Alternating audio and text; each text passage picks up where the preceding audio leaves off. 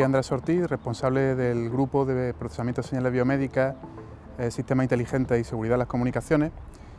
En nuestro grupo nos dedicamos al procesamiento de señales biomédicas utilizando técnicas clásicas de procesamiento de la señal e inteligencia artificial.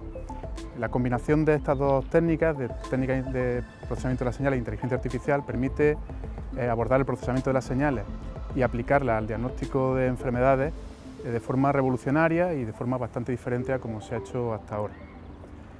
En este tiempo hemos trabajado con bastante intensidad en diferentes ámbitos, uno de ellos el diagnóstico de enfermedades neurodegenerativas, como es la enfermedad de Alzheimer y la enfermedad de Parkinson. Con los métodos que hemos desarrollado conseguimos detectar patrones que identifiquen la enfermedad de forma precoz. Patrones pues, en imagen estructural o en imagen funcional.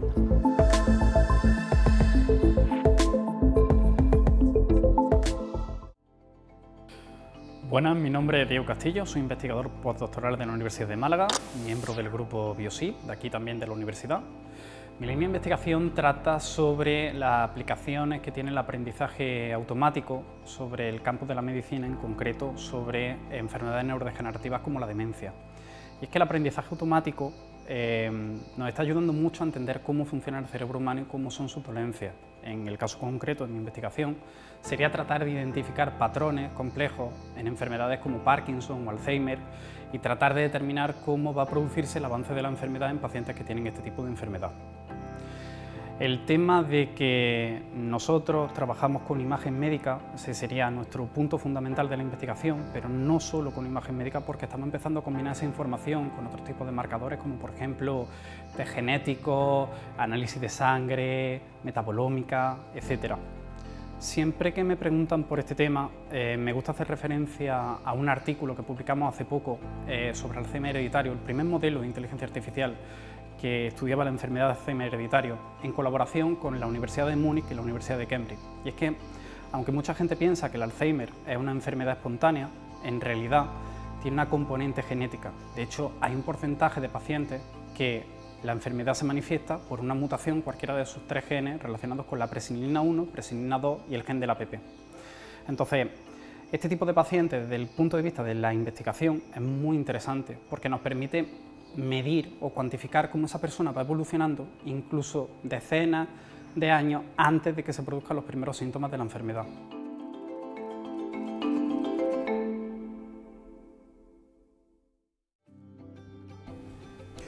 Hola, yo soy Juan Eloy Arco, investigador postdoctoral en el grupo BioSIP, aquí de la Universidad de Málaga. Y bueno, me gustaría comentaros los desarrollos que se han hecho en este grupo de investigación para la lucha frente a la pandemia por COVID. Nosotros nos centramos en el desarrollo de herramientas automáticas para la detección de neumonía a partir de imágenes de tórax de los pacientes. En concreto, a partir de una imagen como puede ser una radiografía o un TAC, nosotros desarrollamos modelos basados en inteligencia artificial para que seamos capaces de identificar si hay neumonía o no en el pecho, en el tórax de ese paciente, ¿no? En los pulmones. Entonces, la idea no es solo que identifiquemos la presencia o no de neumonía, sino que nos diga la fuente de esa neumonía, en el sentido de que éramos capaces de discriminar si la neumonía era debida a COVID, debida a otro virus diferente al COVID o, por ejemplo, debido a una bacteria. Y lo más importante no es solamente eso, que tengamos un diagnóstico completamente automático, sino que nuestra herramienta era capaz de proporcionarnos información acerca de la fiabilidad de esa predicción. En el caso de este tipo de desarrollos en los que queremos que lo utilicen los médicos, es muy importante que ellos tengan una medida de cómo de buena es nuestra herramienta. Entonces, si nuestra herramienta dice que el paciente tiene neumonía, pero que la fiabilidad de ese diagnóstico es muy baja, los médicos pueden descartar por completo la ayuda de nuestra herramienta, y en el caso de que la fiabilidad sea muy alta, pues entonces puede hacerse uso de ese desarrollo y puede ayudar bastante a los clínicos en cualquier ambiente rutinario de trabajo al diagnóstico del mismo.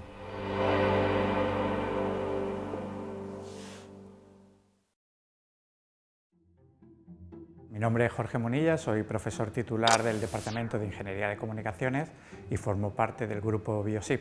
La actividad cerebral que captamos con el electroencefalograma podría asimilarse a al ruido que tendríamos o al sonido que tendríamos en una sala en el que están tocando diferentes instrumentos. Nosotros tenemos 32 medidas del electroencefalograma que podrían equipararse a 32 micrófonos. Con esos 32 micrófonos somos capaces de, aplicando un proceso que se denomina análisis de componentes independientes, independizar hasta 31 fuentes, que serían las fuentes del cerebro que están generando actividad. Lo que hemos desarrollado en el grupo es un algoritmo híbrido que combina parte genética, programación genética, con una parte de clusterización espectral para identificar los patrones más comunes dentro de esa actividad cerebral, lo que se llama mapas topográficos. El objetivo final sería distinguir qué tipo de patrones se dan más frecuentemente en personas que sufren de dislexia y normolectores.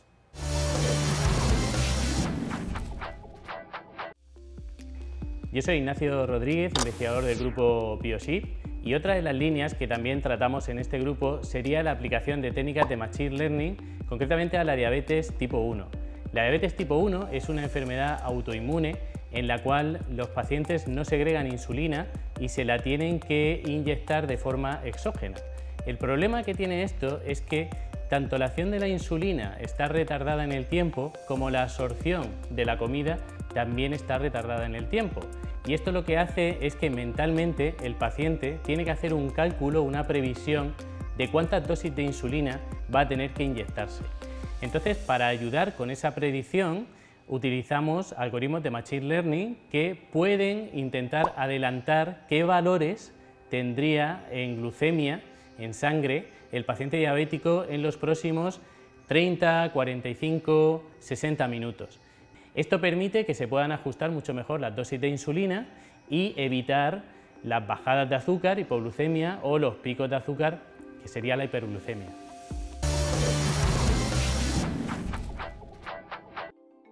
Actualmente estamos trabajando en un proyecto sobre el diagnóstico precoz de la dislexia en niños, también utilizando este tipo de técnicas y partiendo de señales de electroencefalografía. Lo que hemos conseguido con los desarrollos que hemos realizado es poder calcular, poder identificar las diferencias en la conectividad funcional entre sujetos normolectores y sujetos disléxicos. Concretamente, con nuestro trabajo lo que hacemos es estimar la sincronización entre diferentes regiones del cerebro, entre diferentes conjuntos de neuronas que procesan diferentes unidades del lenguaje. De esta forma podemos ver la diferencia en el procesamiento del lenguaje que hace un sujeto control y un sujeto normolector y un sujeto disléxico.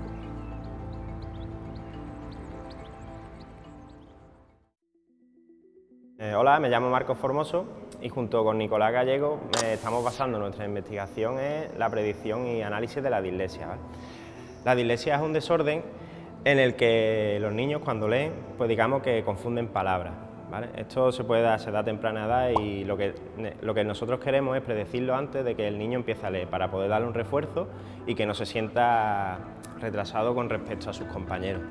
Entonces, para ello lo que hacemos es grabar señales eléctricas del cerebro, electroencefalogramas, y las procesamos. Entonces, la teoría principal es que hay diferencias de conectividad entre regiones del cerebro, entre un niño normal y uno con dislexia. Entonces, para ello, una vez obtenidos los electros, hemos desarrollado una arquitectura de redes neuronales, inteligencia artificial, que nos permite, pues bueno, un procesado casi directo, sino en tiempo real, de las señales de EEG. Entonces estamos viendo que, bueno, que hay bastantes resultados y que somos capaces de, con cierto margen, predecir la dislexia entre un niño con dislexia y uno que no.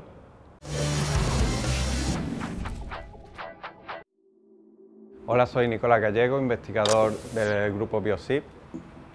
Como ha explicado mi compañero Marco, aparte de las señales del electroencefalograma, utilizamos señales de infrarrojos cercanos que son capaces de captar la actividad cerebral, la actividad del cerebro, y realizamos análisis de conectividad para ver cómo se relaciona esta actividad en distintas áreas del cerebro.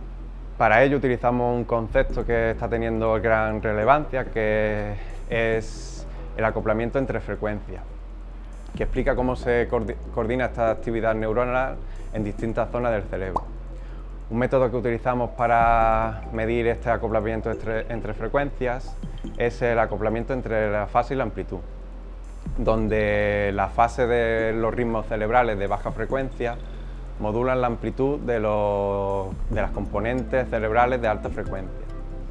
Con toda esta información del análisis de conectividad podemos entender el cerebro como una red compleja y construir nuestras redes cerebrales para estudiar sus propiedades y encontrar diferencias entre los experimentos que realizamos entre los distintos tipos de sujetos y así poder diagnosticar la dislexia y encontrar las bases neuronales que provocan este trastorno.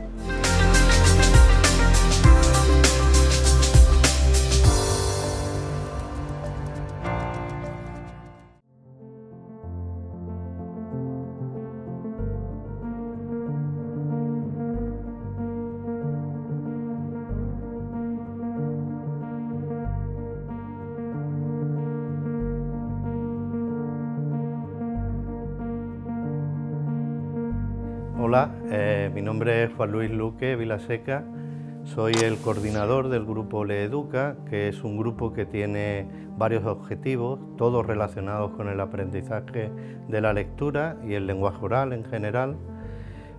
Trabajamos en colaboración con colegios para hacer transferencia del conocimiento científico a un grupo de 50 colegios, especialmente en Málaga, y con una serie de profesionales educativos, pero también esa misma transferencia nos ha posibilitado tener grandes muestras de niños evaluados en tareas de lectura, y a través de esas muestras, a través de esas matrices, empezamos a colaborar con un grupo de ingenieros liderado por Andrés Ortiz y empezamos a ser más ambiciosos. Y parte de esa ambición ha sido construir este laboratorio conjuntamente. Es evidentemente un laboratorio que está situado en la Facultad de Psicología y Logopedia, pero es un laboratorio conjunto de psicólogos, logopedas e ingenieros. El objetivo de este laboratorio es, primero, aprovechar la experiencia que tenemos en la evaluación de estos trastornos para poder traer al laboratorio sujetos que tienen perfiles diferentes lectores, lo que nosotros llamamos sujetos control, o sea, con normotípicos en la lectura, o bien sujetos que tienen algún tipo de trastorno del neurodesarrollo. Hoy día empezamos a ver con claridad que hay un conjunto importante de diferencias de procesamiento de información en el cerebro de las personas que hemos clasificado como disléxicos, y este trabajo pues sería realmente imposible haberlo realizado únicamente desde la psicología, porque necesita también unas técnicas de análisis muy especializadas, a veces sofisticadas, pero sobre todo también muy creativas por parte de nuestros colegas ingenieros. Por eso nos sentimos muy satisfechos de esta colaboración y creo que los dos grupos estamos con toda claridad apostando porque el trabajo continúe en el futuro.